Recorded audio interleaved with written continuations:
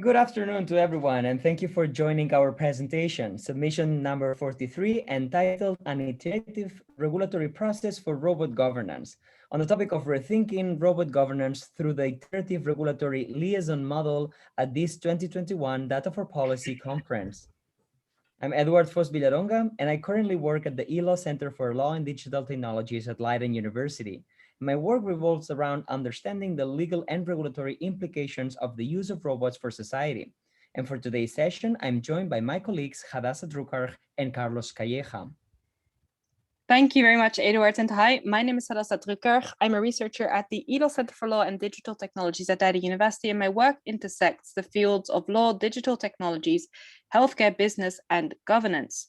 I'm also the founder of The Law of Tech, an online platform that aims to prepare the legal world of tomorrow by educating on the implications of new technologies for the law and legal industry. I am Carlos Calleja. I'm affiliated with the Propelling Project. I've been working with robotics and AI, mainly focusing on safety validation and the standardization of testing methods for emerging technologies. And on the program for our session today, we will delve deeper into the topics of our recent work conducted as part of the Liaison Project. We will provide a short introduction to the existing robot governance landscape and its shortcomings. Following, we will introduce the Liaison model and its objective, the key findings gained throughout the project, and the lessons learned. And finally, we will share some of our conclusions and reflections leading up to the discussion for which you will be joining at the end. Starting with its shortcomings in robot governance. New technologies offer possibilities until recently unimaginable, as they can solve problems faster, better, and more efficiently than ever before. For instance, consider exoskeletons technologies, which allow physically impaired individuals to walk again and climb stairs, or think about a robotic wheelchair that incorporates an industrial robotic arm with a grasp and a feeding function to help users during meal times, and which allow them to gain more independence. At the same time, however, these technologies inevitably disrupt our perception of reality and lead us to question and challenge existing norms and call for an adequate regulatory response. Yet, while the development of new technologies rapidly accelerates, understanding of technology's implications and consequent assessment and legal responsiveness do not always follow as a consequent step, creating an increasing gap between the policy cycle's speed and technological and social change. In other words, although technology and regulation evolve, they do not always do so simultaneously or in the same direction. Legislation often follows societal changes in framing the rules of power and behavior by establishing rights and obligations for the subjects within society.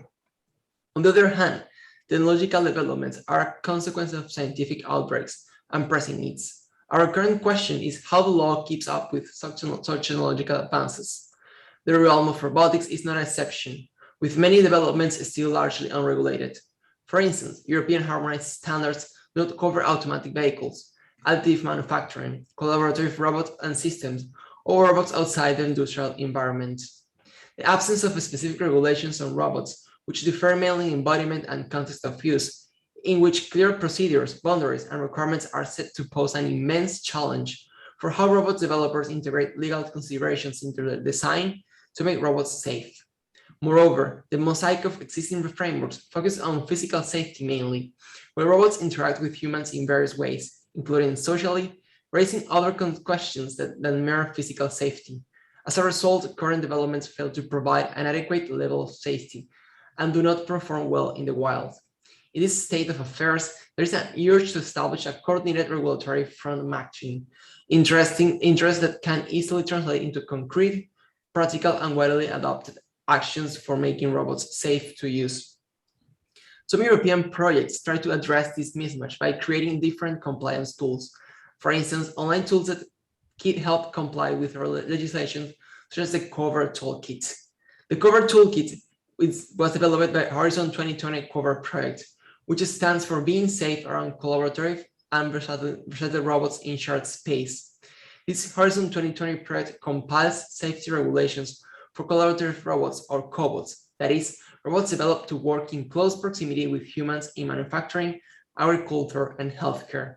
The idea of the project is to present detailed safety assessment instructions to voters and make the safety assessment process clearer and simpler, which allows, in turn, cobots to be used in a more trustworthy and responsible way. While these compliance tools may be of help to robots developers in their efforts towards our legal compliance, new applications may nonetheless fail to fit into existing robots categories. Moreover, regulatory frameworks resulting from both private and public policymaking activities may be outdated, contain confusing categories, or directly be technological neutral, which may be hard to follow for developers who are concerned about their particular development. In this sense, compliance tools are often unidirectional and top-down. They circumscribe the regulatory framework based on abstract categories, which leads to them missing the input of robot developers, who may find mismatches and dissonances relevant to policymakers. Now, of course, this is nothing new under the sun. Traditionally, judicial analysis follows top-down approaches to address legal and ethical aspects for robot technologies. In other words, juridical analysis usually addresses legal and ethical aspects for robot governance by taking existing legal frameworks as the point of departure to test legal compliance in individual cases. However, these approaches often presume that the existing laws and norms suffice to understand the consequences of technology. Yet for long, it has been underestimated that field knowledge could provide and could prove useful in identifying gaps and inconsistencies in frameworks governing relevant technologies. Now, bearing all of this in mind and following the ideal that lawmaking needs to become more proactive, dynamic, and responsive, the Liaison Project, a sub-project from the H2020 Cover Project, investigates to what extent compliance tools such as the Cover Toolkit could serve as data generators for emerging robot governance purposes. More specifically, based on the finding in earlier literature that what lacks in robot governance is a backstep mechanism that can coordinate and align robot and regulatory developers to avoid inconsistencies and mismatches, Liaison proposes the formalization of a communication process between robot developers and regulators from which policies could learn, thereby channeling a robot policy development from a bottom-up perspective towards a hybrid top-down, bottom-up approach. And here, a bottom-up approach refers to the process by which field knowledge from individual cases of robot development contribute to the creation of legal frameworks that more adequately address legal and ethical aspects for robot technologies. Now, by doing this, Liaison envisions an iterative regulatory process for robot governance, a theoretical model representing a step forward in coordinating and aligning robot and regulatory development. More specifically, Liaison conceives an effective way to extract compliance and technical knowledge from the Cover Toolkit and direct this data to policy and standard makers to unravel an optimal regulatory framing, including decisions to change, revise, or reinterpret existing regulatory frameworks for existing and emerging robot technologies. As such, the Liaison Project's objective is to clarify what regulatory action policy and standard makers should take to provide compliance guidance, explain unclear concepts or uncertain applicability domains to improve legal certainty and inform future regulatory development for robot technology use and development at the European, national, regional, or municipal level. Now, what has this meant for Liaison in practice? The Liaison Project brings into view the inconsistencies, dissonances, and inaccuracies of existing regulatory efforts and initiatives towards framing robot technologies. To this end, it focuses on personal care robots, rehabilitation robots, and agricultural robots, thereby aiming to uncover any gaps and inconsistencies, and additionally also gain insight into the usefulness and perceived value of the novel robot governance mechanism it introduces. Now, for this purpose, two feedback loops were created, namely for the purpose of assessing, firstly, regulatory gaps and inconsistencies in the relevant policy documents, and secondly, the usefulness of Liaison based on feedback from Cover Toolkit users and the broader community of stakeholders. These feedback loops took the form of online surveys, which were distributed across the networks built by the two major European networks on healthcare and agricultural robotics, namely DIH Hero and DIH Agrobofood, and were posted on social media platforms, including Twitter and LinkedIn, but were also shared in dedicated blog pages, such as the Exoskeleton Report, for instance.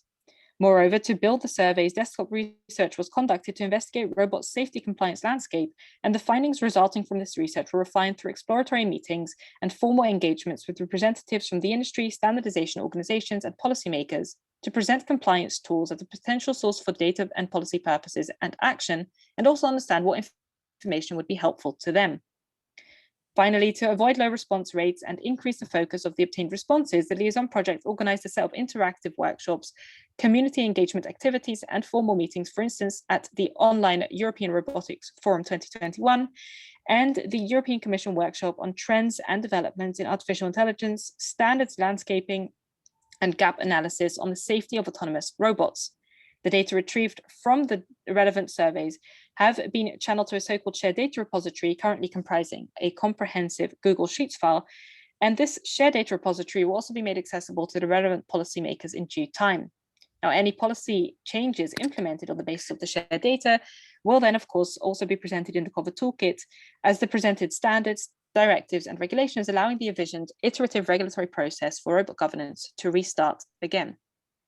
Throughout the Liaison Project, we have come to a number of interesting findings, and we would like to share some of these with you.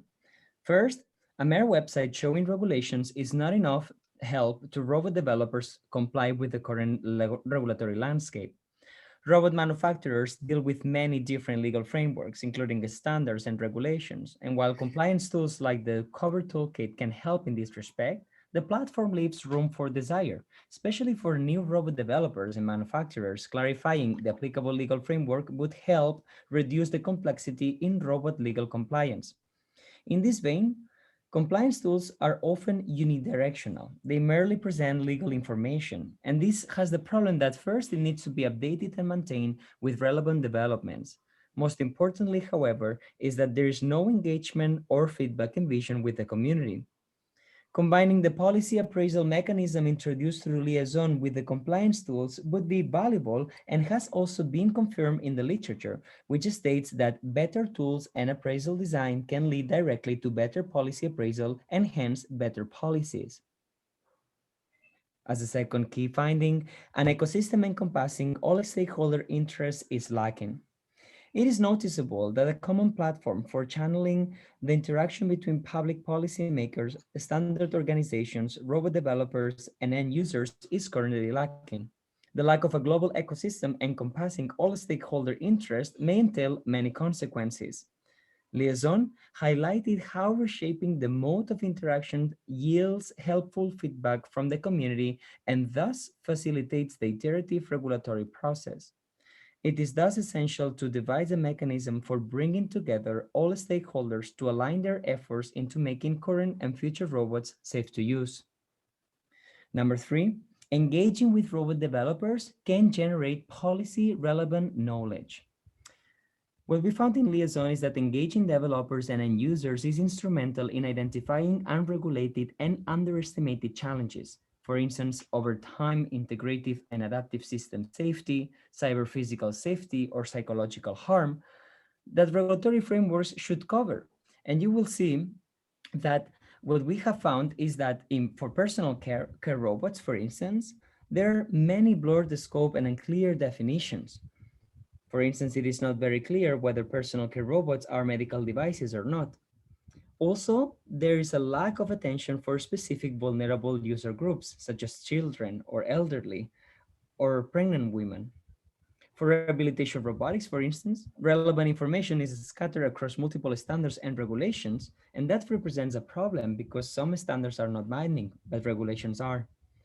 Agricultural robots, on their side, they have a very unclear definition and a scope, and current standards do not fully represent robots yet. There are, of course, some cross-domain challenges. For instance, standards usually represent mono-impact, but they should very much gear towards being multi-impact and be more comprehensive in addressing other impacts than just mere physical safety. Also, automation levels for different robot technologies need to be defined. The fourth key finding is that the missing link between robot governance and development. The results gained throughout the Liaison project are very revealing and indicate that the clear link between robot development and policy standard making is either inadequate or does not exist at all. And this needs to be changed to make robots more safe. Number five, the need for interdisciplinary cooperation. Again, nothing new under the sun. The results throughout Liaison project also continue to indicate that for the regulatory approach proposed through Liaison to be valuable and effective, a diverse group of stakeholders should be involved. These stakeholders include robot developers, manufacturers, policymakers, standardization organizations, legal scholars, ethicists, but most importantly, also user groups. Moreover, the discussions with relevant stakeholders highlight that there is a serious need for cooperation between these central policymakers and standardization institutes like ISO, BSI, CENELEC, and also user group initiatives and policy standard makers to make everyone's voice heard. Last but not least, there's a lack of legal comprehension. What we mean by this is that the Liaison Project indicate that an overall lack in legal comprehension among robot developers, thereby adding an emphasis to the first finding of a clear missing link between robot developers and policymakers. Discussions with the European Digital Innovation Hubs on healthcare robotics and agricultural robotics stressed the value that Liaison could also offer in this respect and the valuable insights to that their community could provide policymakers in this respect. Then finally, to conclude and to offer some reflections.